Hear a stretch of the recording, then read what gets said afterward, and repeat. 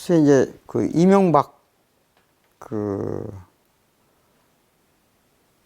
대통령에 대해서 우리 세대는 별로 감정이 없어요. 우리 전 세대는 좀 모르겠는데 저희 세대는 뭐 어느 날 좀 기업으로 성공했던 사람이 그러다가 서울시장 뭐 나오면서 청계천 개발 그 다음에 사실 저는 청계천 하는데 그거보다는 그 대중교통 버스의 운영 체계를 바꾼 것이 그 사람을 대통령 만드는데 큰 역할을 했다고 생각하거든요. 근데 이명박 대통령도 사실은 우리 그 국힘 계열의 보수 정당이 사실은 자기 내부에서 정치를 키워서 대통령 시킨 적이 없어요. 그 이전에도 사실은 냉정하게 말하면 박정희도 그냥 점령한 거잖아요. 점령해서 만든 것이고 그 다음에 박정희 이후에 전두환도 점령한 것이지 당내에서 키운 사람들이 아니라면요. 노태우도 마찬가지고 그 다음에 이제 김영삼도 외부 사람이잖아요. 그 다음에 지금 말한 이명박도 외부에서 데려온 사람이잖아요. 그러니까 이제 우리나라의 보수 정치의 가장 큰 문제는 그 안에 이념적 동일성이 없다는 거예요.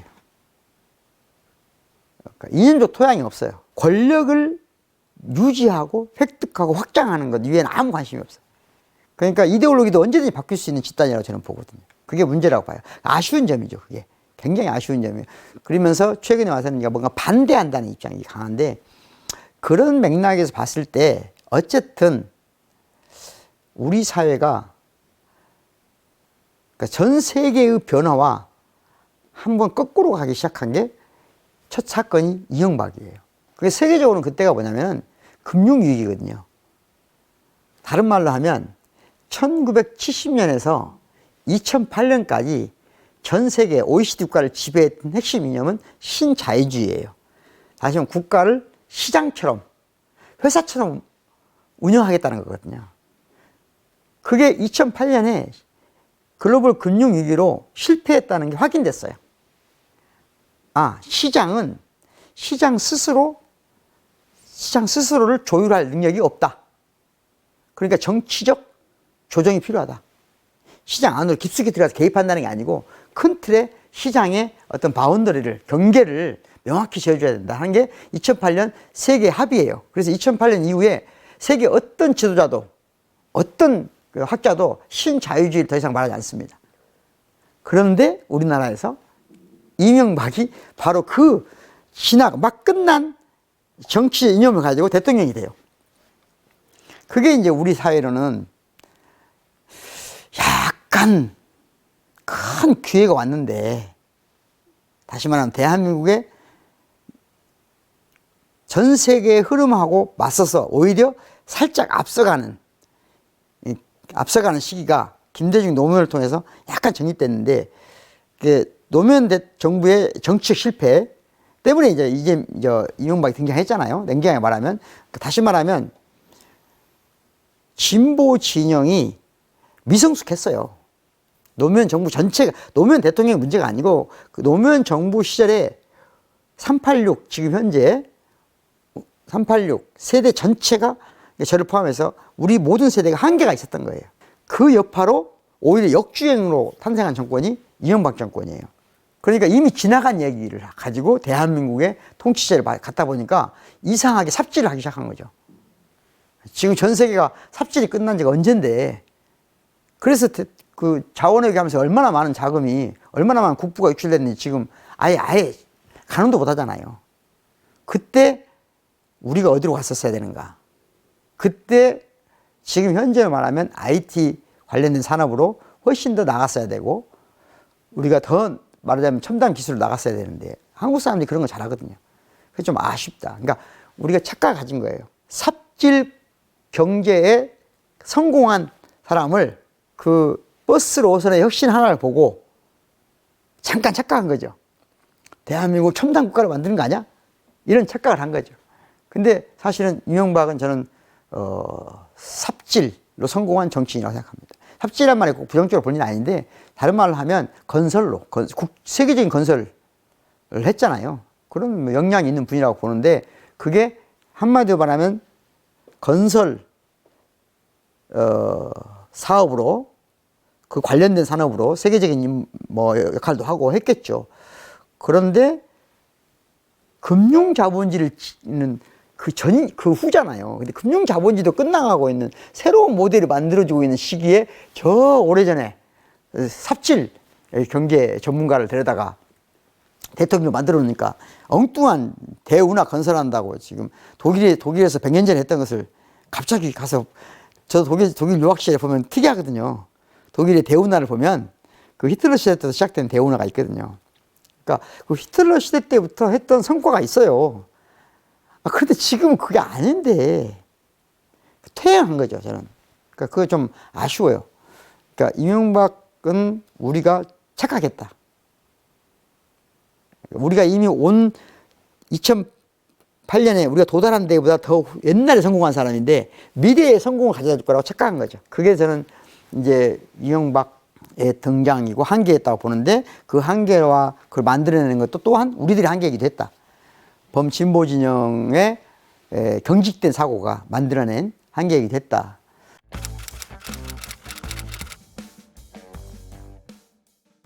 사실은 이제 그 다음이 문제인데, 박근혜와 문재인 간의 대결이 있었을 당시에,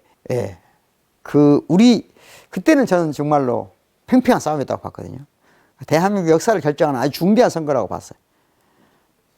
그러니까 박근혜는 이명박보다 더 퇴행이잖아요. 그리 가느냐? 퇴행의 역사를 쓰느냐?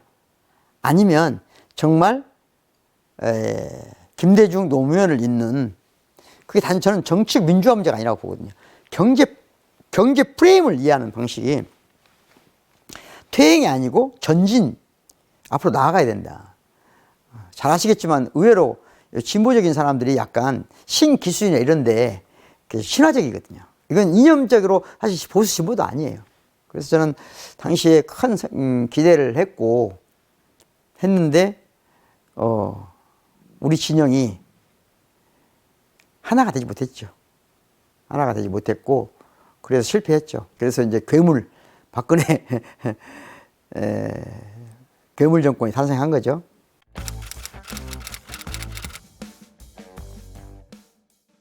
박근혜 정부 시절에는 저는 개인적으로는 좀 위협을 느꼈어요.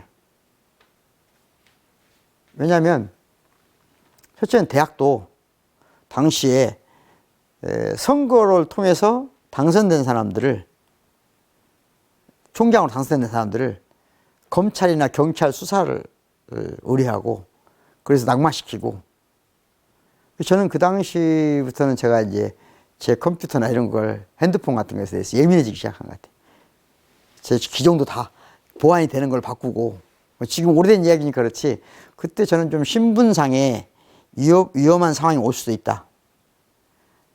왜냐하면 아까 말씀드린 대로 아주 퇴행한 당시 비서실장이 누굽니까? 예, 놀라운 사건이죠. 30년 전에 사라졌다고 생각하는 정치인이 나타나서 비서실장을 하고 있으니까 그래서 이건 다시 그 독재 시대로 가는 뭔가가 위험하다. 그런 느낌이 있었는데 참으로 놀랍게도 스스로 멸망한 거 아닙니까? 자기들 내부에서. 그래도 박근혜는 그래도 그런 위험성도 있고 아슬아슬했지만 그래도 나라를 위해서는 중국도 갈 수 있다. 이 정도 생각은 있었던 것 같아요. 그러니까 박근혜를 정치적으로 지지했던 사람들이 저는 그래도 정신 나가지는 않았다. 그렇게 믿었어요. 다만 나한테 위험하다. 많은 사람이 위험하다. 그런 느낌은 있었죠. 저도 나름대로 적극적으로 발언하고 활동을 해왔기 때문에 항상 신문 칼럼을 뭐 10년 동안 썼으니까 제가 그런 좀 위협의식이 있었어요.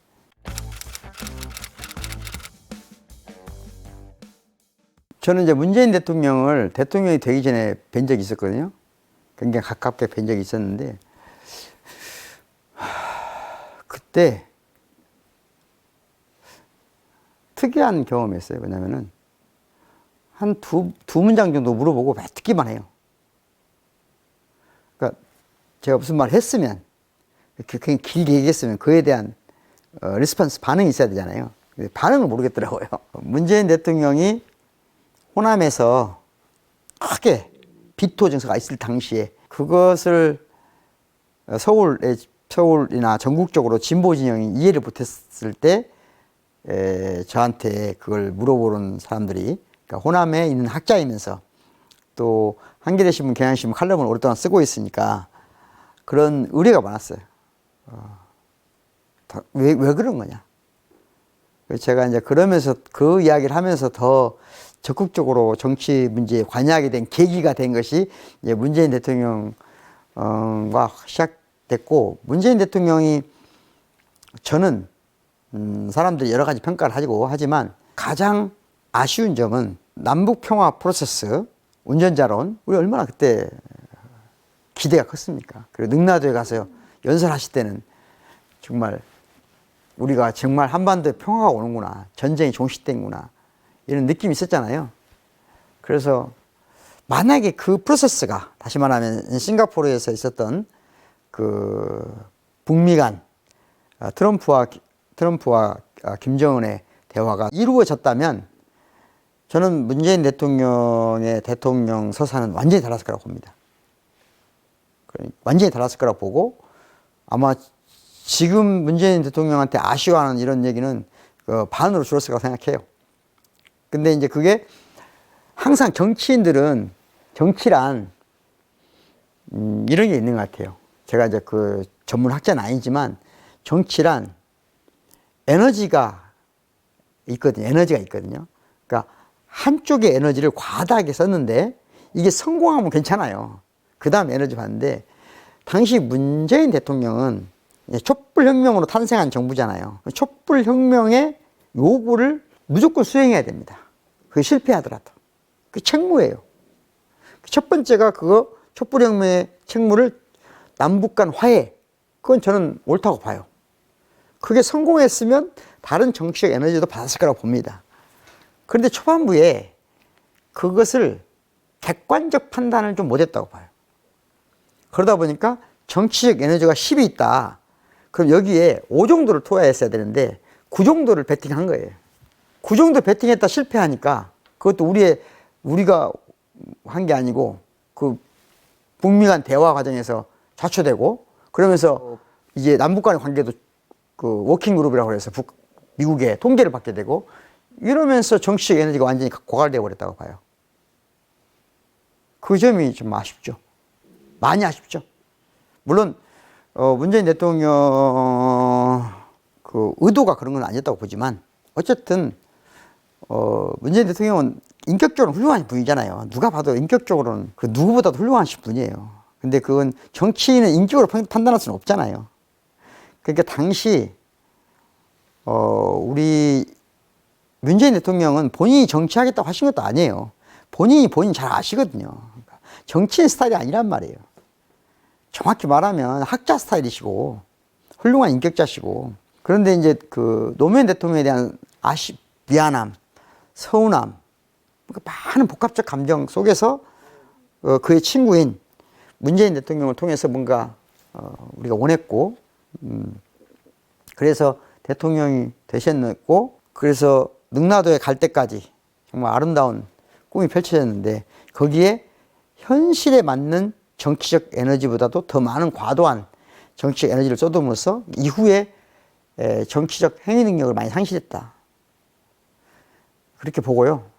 저는 이제 그 다음이 문제라고 봐요. 그 다음에 대통령의 문제가 아니고 문재인 대통령을 지지했던 우리 시민이 아니고, 지지했던 시민이나 국민은 항상 다른 대안을 찾거든요. 문제될 게 없어요. 그런데 노무현 대통령과 정치했던 사람들이 문재인과 함께 노무현 대통령의 불행한 사건으로 인해서 부활을 하잖아요. 그러면 우리가 왜 노무현 정부 이후로 정권 재창출을 못했는가? 그것이 우리 진영 내 합의가 돼 있었어야 되거든요. 진보 진영 내에. 그리고 그걸 극복하려는 노력이 있었어야 되는데 그 과정이 없었어요. 없는 상태에서 다시 그 세력이 노무현 대통령 시절에 대한민국을 통치했던 그 정치 세력이 문재인 대통령과 똑같이 같이 부활한 거거든요. 그러니까 한계에 대한 인식이 합의가 안 된 상태에서 한 거예요. 그러니까 그건 전 그래서 그건 문재인 대통령 개인의 탓이 아니고 문재인 대통령의 좁게는 참모그룹, 넓게는 노무현 문재인과 함께 같은 꿈을 꿨던 정치 세력이 그 한계를 정확히 인식하지 못했다. 자각이 부족했다. 그러다 보니까 촛불혁명의 요구를 수용하거나 받아들여서 실현하지 못했다라고 생각합니다. 그래서 그 괴물 정권이 탄생한 것이다. 그래서 요 얘기할 때 항상 저는 특정 정치인을 얘기하기보다 우리 세대의 한계라는 것도 좀 얘기했으면 좋겠어요. 다만 일반 시민들이 훨씬 더 그 부분에서는 빠르게 세상을 읽어나가잖아요. 그게 또 우리나라의 복이라고 생각해요. 우리나라 시민들이 굉장히 높은 정치적 감각과 의식으로 그 일부 지식인들이나 참모들이나 정치 세력들보다 큰 줄기를 잘 이끌어나가 준 것이 그나마 큰 다행이라고 생각하고 그건 다 또 역사적 이유가 있다고 생각합니다.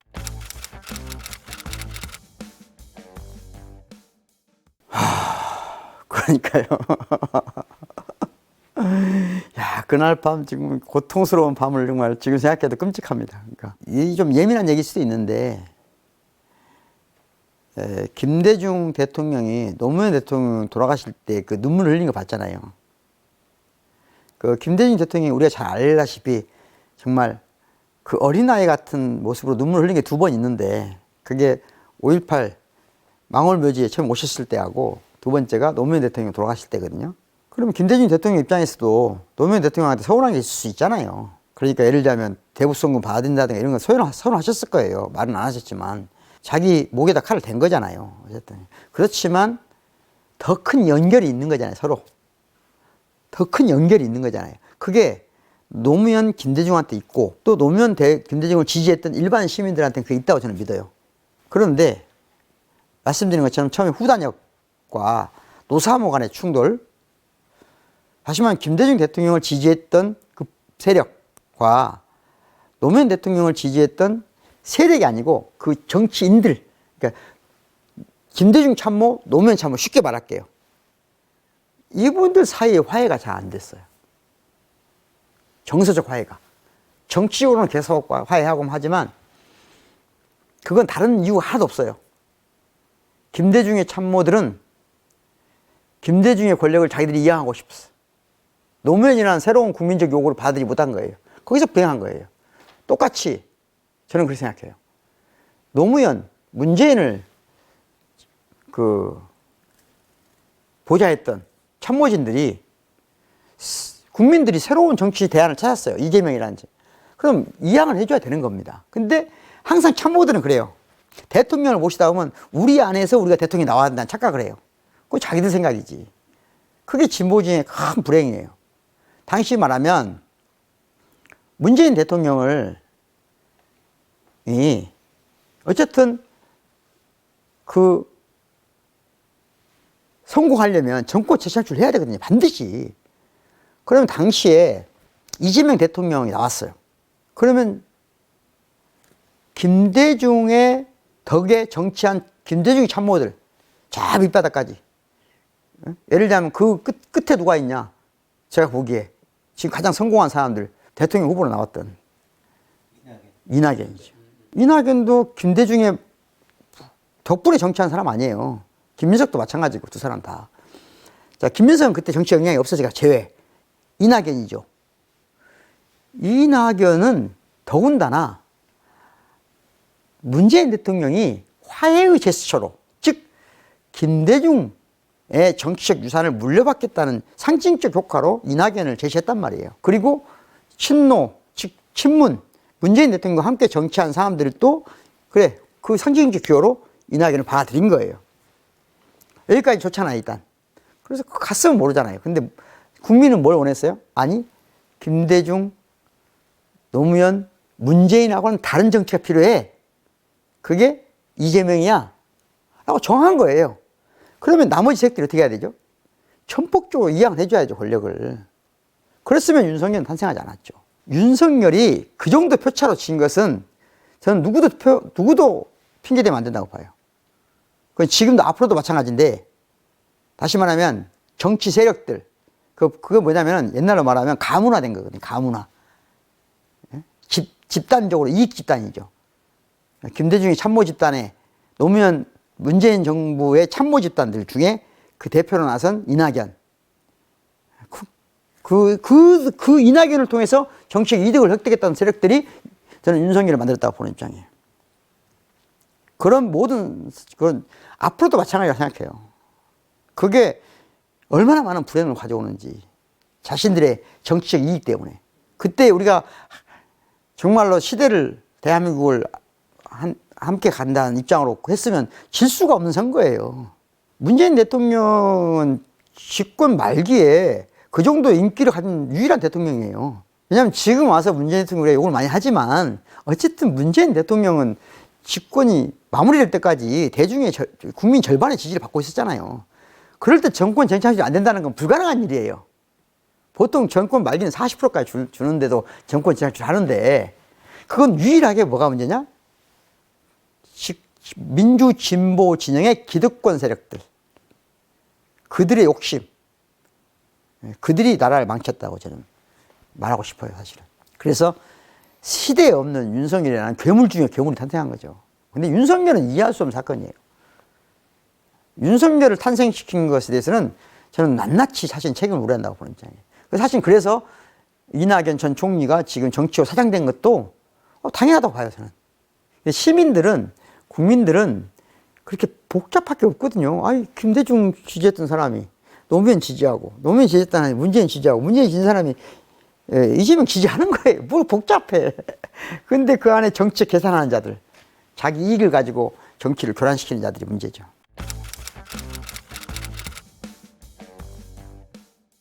윤석열이라는 괴물이 상상도 할 수 없는 일을 일으킨 거잖아요. 그런데 그날 이제 혁명을, 정말 저는 그때 국회 앞에 시위대에 가서 처음에는 엄청 당황했어요. 왜 당황했냐? 촛불혁명 때 가봤잖아요. 우리 봤잖아요. 엄청난 시민들이 모여서 촛불을 들고 있으니까 이건 뒤집히겠네 하는 느낌이 있었는데, 국회의사당 가보니까 생각보다 사람이 만만한 거예요. 그러니까 촛불혁명 때보다 훨씬 사람이 적은 거예요. 뭐지? 그때보다 훨씬 위험한데? 그런데 아주 특이한 사람들이 나타나, 우리가 못 보던 사람들이. 그러니까 이제까지는 촛불혁명 때까지는 우리 세대가 주도했잖아요. 근데 우리 세대는 정치적 에너지가 떨어졌어요, 이미. 그래서 이번 12.3 내란의 비치혁명에 맞서는, 비치혁명을 이끌었던 그 광장에 가보니까 우리 세대는 이제 주류가 아니야. 그리고 새로운, 듣도 보도 못한 형태로 나타난 애들이, 말하자면 응원봉을 들고 나타난 비치혁명을 이끄는 청년들이 나타난 거죠. 그게 굉장히 충격이었어요. 충격 또는 큰 안도, 헤아릴 수 없는 기쁨, 이런 거 있었어요. 그런데 그때 저는 철학자잖아요. 철학을 연구하는 사람이니까 이 내란이 예를 들면 헌법재판소까지 가서 수습이 되더라도 두 가지 형태로 위험하다고 봤어요. 하나는 이 내란을 이끌었던 사람은 그냥 윤석열이 아니고 윤석열과 함께 온 세력일 텐데, 이게 끝없이 반혁명을 일으킬 것이다. 다양한 형태로. 역사를 보면 그렇거든요. 역사를 보면 절대로 정치란 항복을 선언한 이후에도 항복되지 않는 게 정치예요. 그래서 이건 반혁명이 반드시 있다. 그게 어떤 형태로 일어날지 모르지만 그걸 준비해야 되겠다, 이런 생각이 드는데, 생각보다 지금 더 강력한 반혁명은 사법기관 관련된 데서 일어나고 있잖아요. 그건 당시로는 이 책을 쓸 때만 해도 예상을 못했어요. 당시는 다른 방향을 생각했죠. 다른 방향을 생각했고 그 반혁명을 막아야 된다. 또 하나의 반혁명은 뭐냐면 우리 내부에서 일어난 거거든요. 항상 민주 진보 세력, 혁명 내부에서 일어나는 거예요. 그게 무슨 말이냐면 한쪽으로는 분열일 수 있고 잘못하면 폭력적으로 문제를 해결하려고 할 수 있거든요. 항상 혁명의 식이 그래요. 5.18 때 우리가 만약에 군이 나라를 안 지키기 때문에 시민이 총을 든 것하고, 그것은 폭력이 아니에요. 어떤 게 폭력이냐면 시민들끼리 뭐 약탈하고 빼앗고 싸우고 이러면 망하는 거거든요. 혹시 그럴까 봐. 반혁명은 두 가지가 있다. 우리가 위대한 동학농민전쟁의 그 위대한 정신을 시작해서 5.18, 6월 항쟁, 촛불혁명까지 이 위대한 여정이 혹시 빛의 혁명을 하는 과정에 두려움 때문에, 공포 때문에 우리 내부에서 어떤 쉽게 말하면 안 좋은 폭력적인 사태가 벌어질까? 이건 이제 막아야 된다. 우리는 이제 그런 면에서는 우리 대한민국 위대한 민주주의 역사가 있기 때문에 큰 걱정은 안 했고, 다만 그럴 수도 있다 하는 그 세계 혁명사를 쭉 거론하면서 프랑스 혁명에서 시작된 반혁명의 두 가지 형태를 미리서 이론가니까 경고 또는 우리가 자성 혹시 염려돼서 했는데, 우리 내부에서 그런 일은 없었고, 다만 생각보다 생각지도 못한 곳에서 반혁명이 시작됐다. 그게 바로 사법부죠. 정확히 말하면 사법부 또는 이 나라 특권 계층들이 사법부를 매개로 반혁명을 획책했고, 아직도 진압되지 않았다고 저는 보는 입장입니다.